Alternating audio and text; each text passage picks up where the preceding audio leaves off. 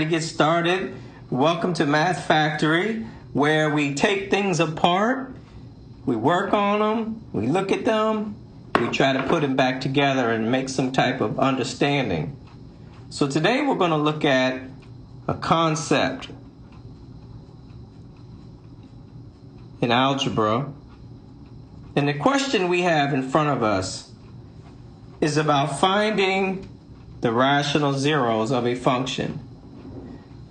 And we're going to use the rational root theorem. So we're given an expression here of a polynomial, x cubed minus 6x squared plus 11x minus 6.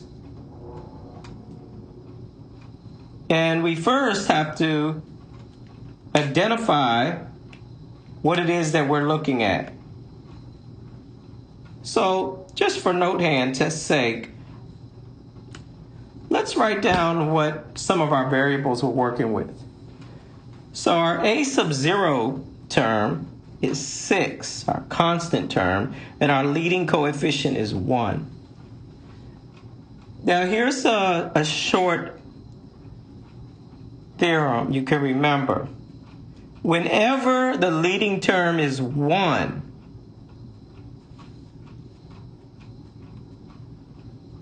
our factors will be the factors of the constant term. So I went ahead and wrote out what our p factors are and what our q factors are. Putting it all together, of course, we have to divide p by q. We get plus or minus 1, plus or minus 2, plus or minus 3, plus or minus 6. And if we look back, we can see that those factors are the factors of the constant term 6. And remember that whenever the leading term is 1, we only have to look at the constant terms. Now, the methodology we're going to use is synthetic division. That's what we're going to use to get us started. So I'm going to use a root. We're going to start with 1, and I want to test it to see. So I write down my coefficients. So the coefficient of the x cubed term is 1. I write it. The coefficient of the x squared term is minus 6. I write it.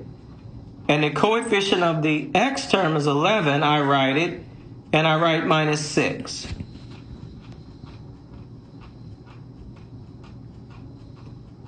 Bring down the first term. So I bring down the first term and multiply. So bring this down. Always. And now I multiply. 1 times 1 is 1. And I write it here. Minus 6 plus 1 is minus 5. 1. And when I'm saying 1, I'm referring to this one right here. 1 times minus 5 is minus 5. Write it. Add. I get 6, and 1 times 6 is 6. Add, I get a remainder of 0. That's what we want to look for. Whenever we get a remainder of 0, we know we're on our way. So I write my polynomial over again with the new information. So to get 1, we have to set the first parentheses inside equal to x minus 1. And we bring down the coefficients. This time, they come from here. So because our polynomial was an x cubed polynomial, this time we're starting with an x squared. So we subtract 1. Minus 5x plus 6.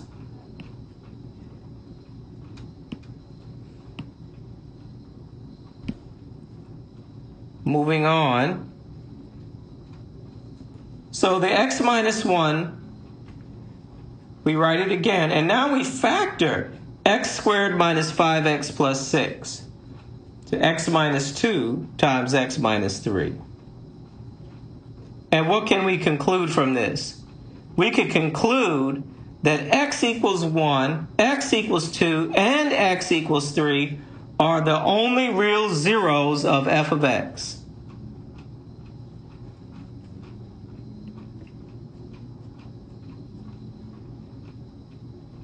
Now we're giving another question related to the first one, but we're given slightly different information.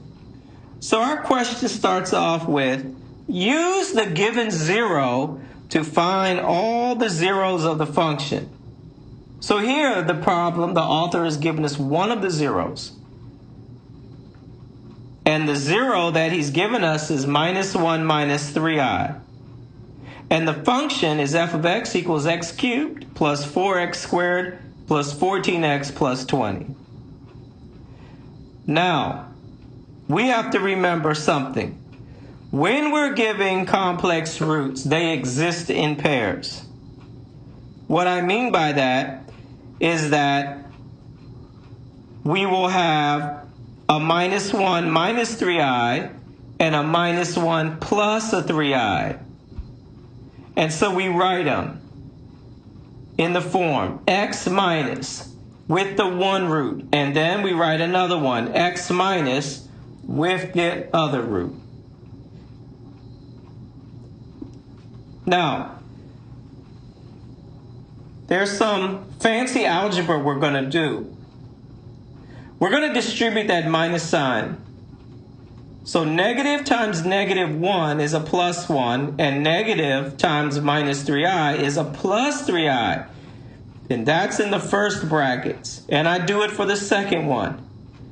X plus 1, x minus 3i. And then we have a minus 3i.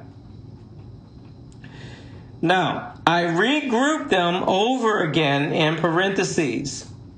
So I regroup. I have x plus 1 plus 3i and an x plus 1 minus 3i.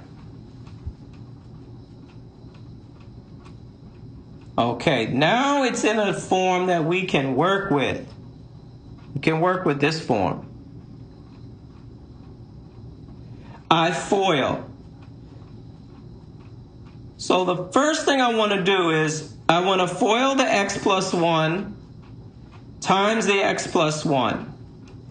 And if I do that, I arrive at this answer for the first part. Now I'm going to multiply the x plus 1 here times the minus 3i here. And I get the second one, this piece right here. And I do the same thing for the inside terms.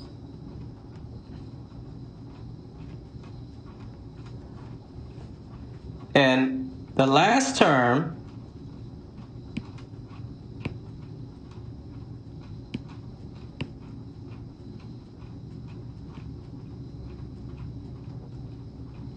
plus 3i times minus 3i is minus 9i squared. And we remember that I squared is equal to minus 1. So let's go on. So I replace the I squared with the minus 1 and multiply minus 9 times minus 1, and I get a plus 9.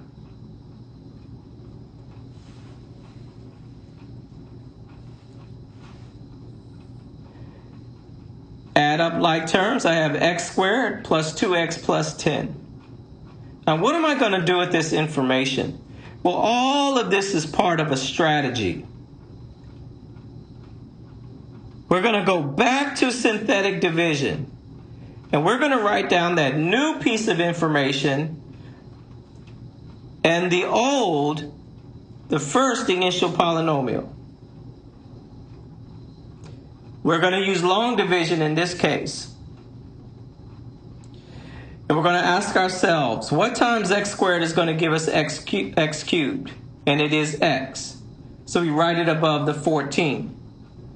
And I'm multiplying now. I'm multiplying this x times this x times 2x, and x times 10, and I'm writing it below. I mentally change the signs, so I change the signs, which are indicated with the purple color, and add. So x cubed minus x cubed is 0. 4x squared minus 2x squared is 2x squared. 14x minus 10x is 4x. And I bring down the 20. And I repeat that process over again. Now I ask myself, what times x squared is going to give us 2x squared? And it is 2. So now I'm going to multiply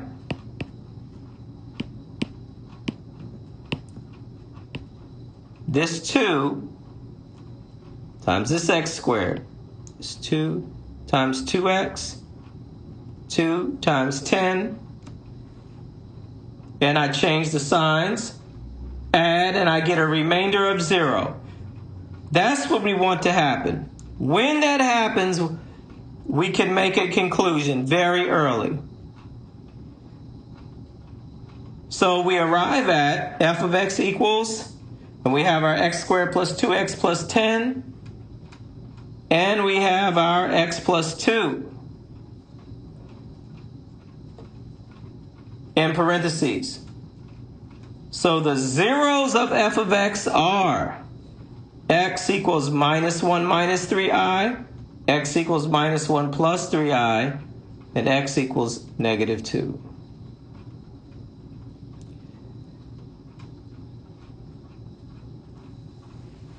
So these two problems are very closely related. We use the strategy and we just change it a little bit to meet the terms of what was given in our problem. So one of the techniques we do in studying is to understand things and ask ourselves how we arrived at the problem in a reverse format. So we're going to start at the bottom and work our way back to the top, and we ask ourselves, how did we arrive at all of this? And to understand this, we go back a little bit more. How did we arrive at this? And we do this process over and over and over again until we arrive back at the beginning of the problem, of the question.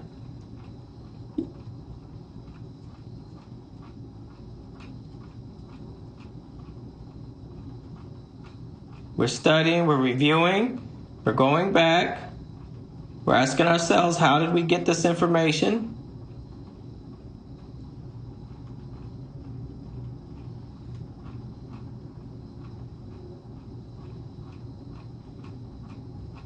Now, here's a statement we want to remember, that P is a factor of the constant coefficient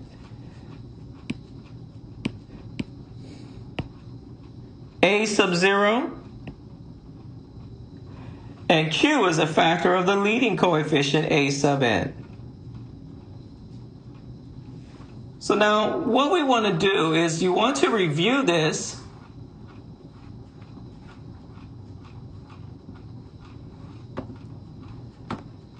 to the point where you can do the problems yourselves without pausing or without stopping.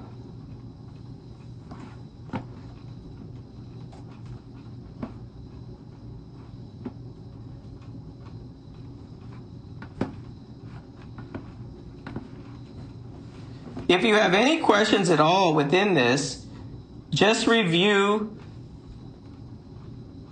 the concepts of rational zeros, factoring,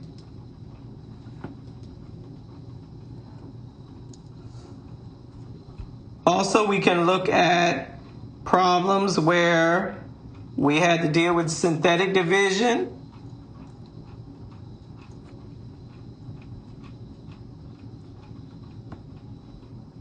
And what about complex roots?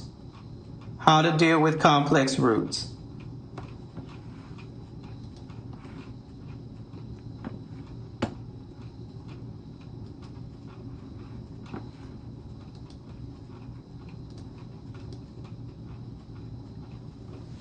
Now, let's start at the beginning and work our way down through the problem.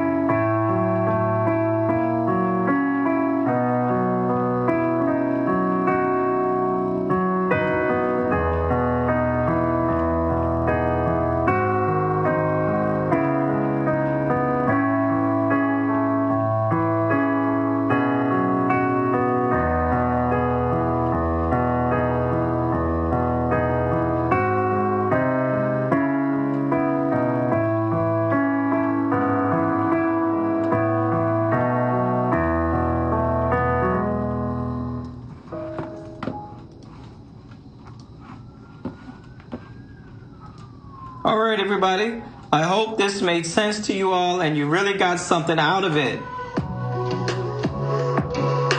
Practice these problems.